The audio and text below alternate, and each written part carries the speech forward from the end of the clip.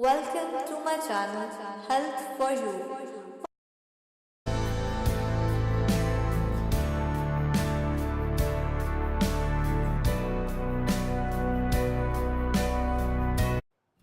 What causes diabetes?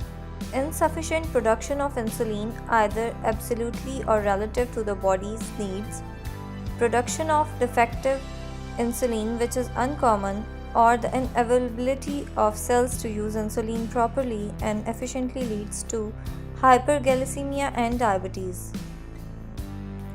This later condition affects mostly the cells of muscles and fat tissues and results in a condition known as insulin resistance.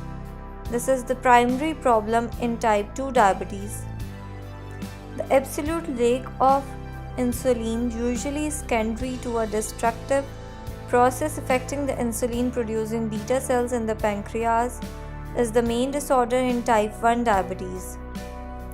In type 2 diabetes, there also is a steady decline of beta cells that adds to the process of elevated blood sugars. Essentially, if someone is resistant to insulin, the body can to some degree increase production of insulin and overcome the level of resistance.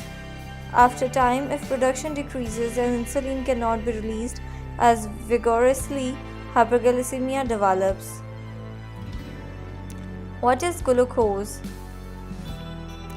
Glucose is a simple sugar found in food. Glucose is an essential nutrient that provides energy for the proper functioning of the body cells. Carbohydrates are broken down in the small intestine, and the glucose is digested. Food is then absorbed by the intestinal cells into the bloodstream and is carried by the bloodstream to all the cells in the body where it is utilized. However, glucose cannot enter the cells alone and needs insulin to aid in its transport into the cells. Without insulin, the cells become starved of glucose energy despite the presence of abundant glucose in the bloodstream. In certain types of diabetes, the cell's inability to utilize glucose gives rise to the ironic situation of starvation in the midst of plenty. The abundant unutilized glucose is wastefully excreted in the urine. What is insulin? Insulin is a hormone that is produced by specialized cells, beta cells of the pancreas. The pancreas is a deep-seated organ in the abdomen located behind the stomach. In addition to helping glucose enter the cells, insulin is also important in tightly regulating the level of glucose in the blood.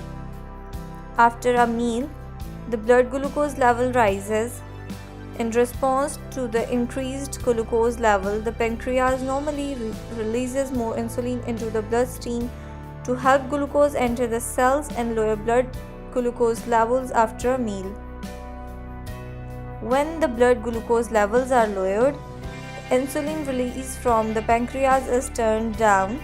It is important to note that even in the fasting state, there is a low steady release of insulin that then fluctuates a bit and helps to maintain a steady blood sugar level during fasting. In normal individuals, such a regulatory system helps to keep blood glucose levels in a tightly controlled range. As outlined above, in patients with diabetes, the insulin is either absent, relatively insufficient for the body's needs, or not used properly by the body. All of these factors cause elevated levels of blood glucose, hyperglycemia.